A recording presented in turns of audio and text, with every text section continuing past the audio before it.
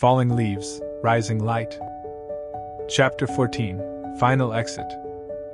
The last time Jonah packed a suitcase, it felt less like a departure and more like sealing a small, necessary truth. He had rehearsed exits before: motel nights, silent drives, the ritual of leaving to keep the peace. But this leaving carried a clarity the others had not. It came after a week of meetings that ended with Mara's quiet decision spoken as fact. She would be moving forward in a life that didn't include him in the ways he'd imagined. There was no shouting, no final scene. Only the thin, precise language of logistics and a tone that treated grief as an item to be scheduled. Jonah watched himself arrange the things that mattered into a single duffel: his winter jacket, the shoebox of letters he'd kept since their early years, Sophie's mismatched mitten she'd left at his truck, a small worn Bible with underlined passages. He folded shirts with the care of someone who still wanted to honor what had been good. He did not pack pride or bitterness. Both felt like heavy things he could not afford. He packed a quiet resolve instead, a decision to protect what remained of his family and his own heart. The house that morning moved like a stage after the final rehearsal. Photographs looked back at him with soft accusation and tenderness, and the kids, moving through their routines, bore the visible strain of adults doing adult things in a world that still belonged mostly to children. Emma avoided the kitchen. She hugged him quickly, the way a teenager does when everything hides more complicated feelings. Luke, who had become a master of controlled silences, put his hand on Jonah's shoulder, brief, strong, a tacit benediction. Sophie climbed the duffel and pressed her face into his neck until he smelled her shampoo and felt the small, burning clarity of what leaving cost. Mara kissed each child with the rehearsed certainty she had learned to wear in public, then looked at Jonah with a softness that surprised him, not a thaw of reconciliation so much as a recognition of mutual loss. "Take care," she said. The words were spare. They carried no edges, but neither did they promise return. Jonah answered with the only truthful thing he could conjure without flinching. "I will." He meant it piece by piece, mindful presence, not surrender. On the front steps he lingered, hands in pockets, letting the neighborhood's modest bustle pass. Neighbors waved, a few with awkward, apologetic smiles, some with the easy warmth that had stayed through the years. Jonah learned then what dignity in leaving looked like, not dramatics, but steadiness. He locked the door once, careful and deliberate, not because it was a dramatic finality but because it was a respect for boundaries, his own and the family's. The drive away was not cinematic. The highway unspooled in indifferent gray, the radio playing a hymn Jonah half remembered from childhood. He drove slowly, noticing the small things, the shape of a church steeple against the winter sky, a dog that chased its shadow along a fence. In those ordinary details he found a kind of mercy, reminders that the world kept spinning, indifferent and kind in its continuity. Motel rooms and borrowed couches would follow, but the immediate hours after leaving held a strange lightness. He was no longer carrying the carved-out spaces of accusation. He had not abandoned his children. He had chosen a path that preserved his ability to be whole for them in the long run. The decision was painful and prudent in equal measure. That evening Jonah sat on the hood of his car in a parking lot that smelled faintly of fried potatoes and cold air. He opened the shoebox of letters and read the ones he had written Mara years ago, silly notes about shared jokes, earnest admissions, the clumsy bravery of a man trying to be better. The pages were fragile but honest. He read them aloud into the dark, not for an audience but to let the truth breathe. Saying the words emptied them of accusation and returned them to what they had been, small acts of love. When his phone buzzed, it was a message from Sophie, a photo of her school art project and a caption that said simply, "Love you." It landed like a warm stone in his chest. Later, a late-night text from Luke. "Drive me to the shop in the morning? Need a hand with a thing." Practical, terse, hopeful. And then, quiet as snow, a message from Emma. "I don't always get it, Dad. I'm trying." Each small reply stitched a thread in a new fabric he had not yet learned to wear, but which he would, over time, tailor into something strong. Leaving did not fix everything that was broken. It did not rewrite months of misread motives or smooth the ragged ledger of their lives. But it did create space. Space for Jonah to breathe, to tend himself, and to show up for his children in ways that were steady and undiminished by being constantly folded into someone else's narrative. It gave him a new stage to practice humility and courage without the daily corrosion of blame. That night he prayed a litany not of recrimination but of hope, for mercy to be mutual, for children to see nuance, for his own heart to heal enough to love again without shrinking. He folded the shoebox shut and lay back on the hood, watching the town lights blink like a field of distant stars. He felt sorrow deep as river channels, and beneath it, a stubborn ember of something else, belief that a life, carefully tended, could still yield beauty.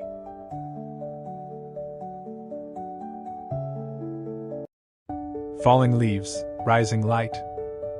Chapter 15, Motel Bible Nights. The fluorescent light in the motel room hummed like a distant fridge and made the cheap wallpaper look more tired than it was. Jonah learned to live with that light. It was honest, unforgiving, and it showed him what needed tending. He set his Bible on the nightstand beside a chipped mug, the printed ribbons sticking out where he had marked psalms that felt like shelter. The room smelled faintly of lemon cleaner and old cigarettes. The radiator let out little metallic coughs. It was not home, but it was a place where he could breathe without the constant recalibration of other people's narratives. He kept a small routine. He cooked instant coffee in the microwave, read until the words sank below the noise in his head, wrote a line or two in the journal he brought everywhere, and then prayed out loud, not polished prayers but the raw, halting kind that sound like honesty when no one else is listening. Sometimes he read aloud to himself passages that had once been memorized in youth group, promises about shelter in storm, about God making a way through narrow places. The words did not erase grief. They softened its edges enough to let him move in the morning. The motel nights were practical, cheaper than a string of impulsive decisions, close enough to town to get to work early, far enough to keep distance when distance was medicine. He learned to sleep with the lamp on so the darkness wouldn't invite the loud, looping thoughts that crowded the hours. He left the door slightly ajar, an awkward compromise between privacy and vulnerability, and he learned the small discipline of returning the key to the front desk each morning with a smile that felt more practiced than cheerful. What surprised him most in those late hours were the human fragments he found in unlikely places. A maintenance man at the motel who hummed hymns while sweeping the lobby offered a nod that felt like solidarity. A night shift clerk who remembered how Jonah took his coffee, black, no sugar, handed him the receipt with a small line of encouragement scribbled at the bottom. Keep going. A fellow traveler, burdened with his own restless life, sat across the vending machine and traded a single story over a stale bag of chips. Stories that knotted together in the way strangers sometimes stitch two frayed edges into a single new seam. He also learned to use the evenings for small repairs of his own making. He rewired the language in his head from, "I failed," to, "I am learning." He practiced asking for forgiveness in the margins of his journal, phrases he might say aloud someday, or tuck into a letter if the day came. He wrote short notes for the children and left them in places they might find. A folded paper tucked into Emma's backpack at the shop he still had access to. A quick text with a photo of a crooked horizon for Luke. A doodled sun on Sophie's lunch bag. Those small gestures were his liturgy. Tiny acts of presence that crossed the distance between rooms and hearts. One motel night in December, after a long day volunteering at the community pantry, Jonah sat up late and read aloud to the dark. He read the psalm he had marked since his 20s and let the cadence of the words press into him. When he closed the book, his throat felt looser. He whispered a prayer for courage to ask for conversations that mattered, for patience to let the children come to maturity with their own questions, and for clarity about the line between humility and self-erasure. Practicalities crept in: paperwork, calls to employers, coordinating schedules so he could be there for school presentations and doctor appointments. Those were ordinary things that required steadiness more than drama. He built a calendar of availability and kept it in his truck. He learned to navigate custody logistics with the same patient care he once gave to a complicated draft. The small victories, an extra hour at a recital, a Sunday morning shared between services, felt like unexpected feasts.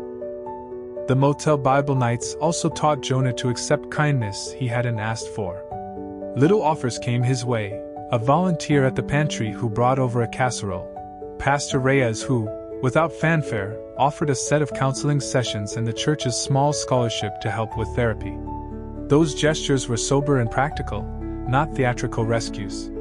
They landed like steady rainfall, enough to dampen dust, not to wash everything clean at once. Loneliness did not leave. Sometimes it sat with him like a patient animal at the edge of the bed. But the nights also honed something else, a growing sturdiness beneath the ache.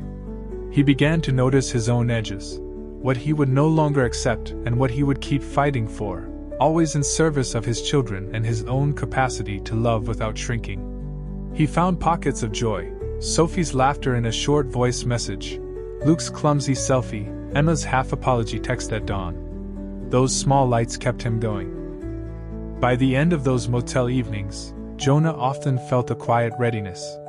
He could return to the children with a steadier heart, sit across from Mara in a conversation that tried to be honest, or hold silence where words would only deepen wounds. The motel was never meant to be permanent. It was a temporary crucible that taught him how to carry tenderness and truth together, how to live as a man who had been hurt and still chose to practice mercy. He did not feel cured. He felt armed with a slow endurance and a tenderness that had been shaped by loss. The Bible on the nightstand remained open to the same bookmarked pages, lines that had become a personal map, while the chipped mug cooled beside it. Outside, the parking lot light hummed through the night, and Jonah slept with a readiness to rise again, to show up, to keep small promises, and to be the steady presence his children could trust. Falling leaves, rising light. Chapter 16, Sworn Never Again. Jonah made the vow quietly, the way one pins a stitch in a hem, small, deliberate, intended to hold. It was not a vow of bitterness. It was not a vow to punish, to retaliate, or to build walls so high they became prisons. It was a promise to himself, prayed in the pale light of a motel room and written in the margin of his journal: never again to dissolve into the shape other people offered me. Never again to trade my dignity for the fragile peace of being unseen. The morning he decided, the town was muffled by a soft rain. He drove without destination, the wipers keeping time with a simple rhythm, and thought about the slow permissions he had granted over the years. To be minimized in conversations, to accept corrections that rewrote his motives, to make himself smaller so others would feel larger. Those concessions had come from a place of love, not cowardice, but over time they had hollowed him in ways prayer and patience could not quickly mend. At a small cafe he had never noticed before, Jonah ordered black coffee and sat by the window watching faces pass. He opened his journal and read the old entries, the ledger of hurts and the shoebox notes, the letters he'd written Mara in an earlier, more hopeful season. In the contrast between past tenderness and present ache, something like clarity arrived. He would keep loving his children fiercely. He would show up with compassion. But he would not be the only one writing the story of his life. The vow found shape in concrete habits. He started with small things, a boundary about texts and the timeliness of responses so he would not wait by the phone in a self-made vigil, a rule to decline being drawn into private humiliations under the guise of family business, a commitment to keep his journals and receipts not as weapons but as personal anchors, records of truth for his own heart. He spoke these rules aloud to the empty motel room as if naming them would make them real, and the words settled into him like new stitches. Sworn never again also meant asking for help when he needed it. He called Pastor Reyes and accepted the counseling sessions offered, practical, weekly meetings that asked for honesty and supplied tools for repair. He accepted a small group at church who met for men's fellowship, not to rehash grievances but to practice accountability, and to learn how humility and strength could coexist. Asking for help was not surrender, it was an act of stewardship. The hardest part of his vow was learning how to hold love without letting it be weaponized. He loved Mara, that never changed. But he would no longer be the passive receptacle for a story that erased the good he had tried to do. When conversations threatened to fold him back into old scripts, he practiced brief responses that protected truth without escalating conflict, measured words that refused to be swallowed. If that required distance, courteous, firm distance, he would take it. If it required tender presence in other forms, more one-on-one time with Sophie, a steady appearance at Luke's practices, or a patient ear for Emma's late-night texts, he would give those freely and fully. The children noticed the shift in small ways. Jonah was still the man who made pancakes and who sat through long, boring rehearsals, but he also became the man who left a brief note when he knew an argument was brewing. "I love you. I'll come back when we can talk calmly." Emma, suspicious at first, started to respond with less script and more curiosity. Luke, practical and cautious, tested the new boundary with small asks, rides, help moving furniture, and each fulfilled promise rebuilt trust. Sophie, whose love was uncomplicated and fierce, beamed at him like a child who'd found a favorite son again. Neighbors and church acquaintances adjusted too. Some accepted the change without comment. Others were thrown off by a man who would not bend into a caricature. A few relationships frayed. Jonah mourned those without romanticizing the damage. They were pages in a life that had chapters now. The people who stayed did so because they saw him whole, a man committed to grace and to the slow labor of rebuilding. The vow did not make things tidy. Arguments still happened. Mara still had her version of events, and sometimes used it like a shield. But Jonah's internal weather shifted. He felt less like flotsam and more like a man piloting a small vessel, steady, alert, with a sense of direction that did not depend on others' maps. He learned to rest in the dignity of small victories. A phone call returned with warmth, a bedtime story that ended with laughter, a Sunday where conversation lasted longer than a single sentence. In the evenings, when motel lights blurred into distant constellations and the Bible on his nightstand lay open to the bookmarked Psalms, Jonah would rehearse gratitude the way some people rehearse prayers. He named the good things: Sophie's honest declarations, Luke's practical kindness, Emma's hesitant apologies, the friend who offered lunch, Pastor Reyes's steady counsel. Those things were not enough to erase the hurt, but they were enough to keep him moving forward. Sworn never again did not harden his heart. Instead, it made room for a more disciplined tenderness, one that loved with boundaries, that gave without losing itself, that refused to be defined by accusation. It was a vow to live in truth, to be accountable and brave, and to be a father whose presence mattered because it was whole. When he closed his journal that night, Jonah folded the page back into the shoebox. He placed the box not in the attic or under a bed but in the glove compartment of his truck, small, portable testimony that he would carry his truth with him, wherever the road led. The vow to himself felt less like a cliff edge and more like a steady plank across the river, a way to pass without losing footing. Falling leaves, rising light. Chapter 17. Quiet reconnections. Jonah learned the shape of slow repair the way a mason learns to feel the right pressure in his trowel, gentle, steady, patient with the mortar between stones. He began with the smallest appointments that carried meaning: a Saturday morning pancake run with Sophie, a 2-hour block each Tuesday to help Luke at the shop, an agreement with Emma to meet for coffee once a month where phones stayed in pockets. Each commitment was ordinary and sacred: punctuality, presence, follow-through. They were the stitches that slowly put flesh back on a worn frame. Counseling helped more than Jonah expected. Pastor Reyes's sessions, practical, direct, and unromantic, gave him phrases that did not sound like sermons but like tools. State the fact, name the feeling, ask for what you need. In couples sessions offered through the church, Jonah practiced those tools without theatrics. Mara attended a few times with guardedness. Sometimes the work opened, sometimes it hit the hard surface of old habits. Progress was not linear, but the sessions taught Jonah how to hold his steady center when old narratives reappeared. There were small reconciliations that felt like doors left ajar rather than flung open. Emma texted a song lyric that made him smile. Luke asked for help wiring lights in a midnight carpentry project. Sophie left a coffee-stained note on the dash that read, "You're my hero." The moments did not erase the past, but they expanded the present, proof that hearts could thicken around pain and still grow softer in parts. Work became a refuge and a classroom. Jonah took on a mentoring role at the firm, guiding a young drafter who reminded him of himself at 22, eager, nervous, needing quiet corrections and honest praise. Teaching made Jonah patient with his own missteps. It reminded him that repair is often incremental, a correct line here, a revised detail there, the slow accretion of competence and trust. Neighborhood ties mended in modest ways. Mrs. Alvarez invited him over for broken pot mending and conversation. The handyman who once avoided him now knocked on the garage door to ask for a measuring tip and a story. These interactions were neither dramatic nor headline-worthy.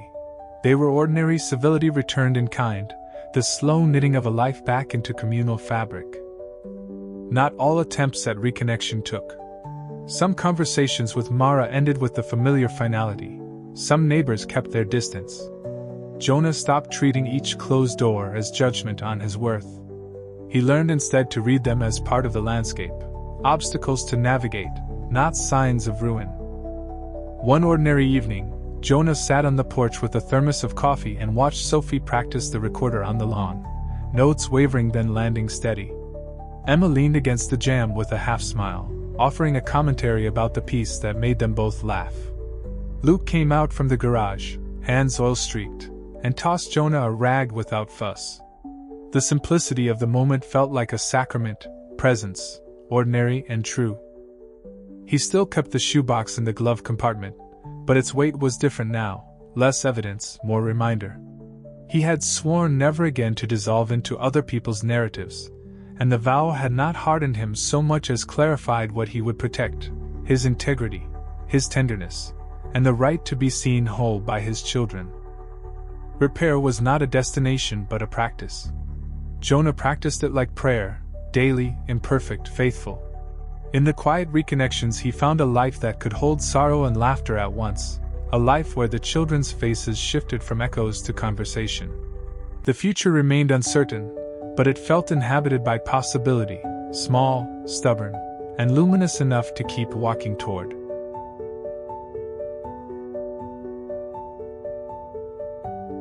Falling Leaves, Rising Light. Chapter 18. Letters and Small Triumphs.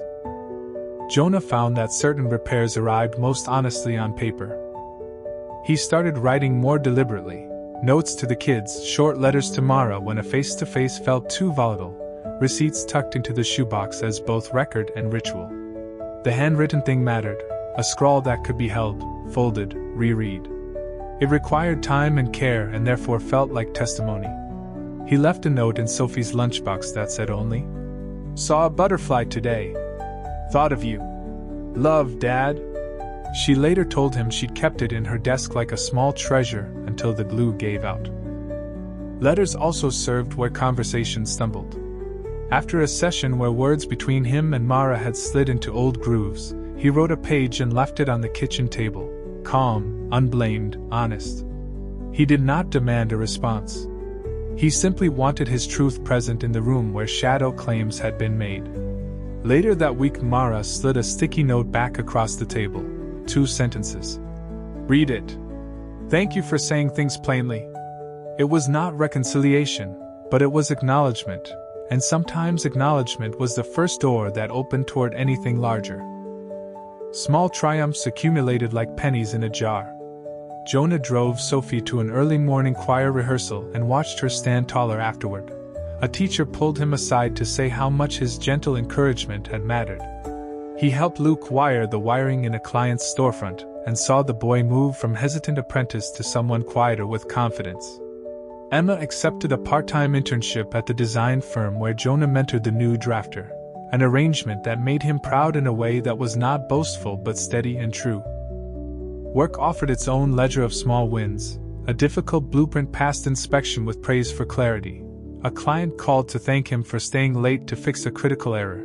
The firm asked him to lead a short workshop on communication between engineers and contractors, an honor he accepted with the modesty of a man rebuilding trust in his own competence.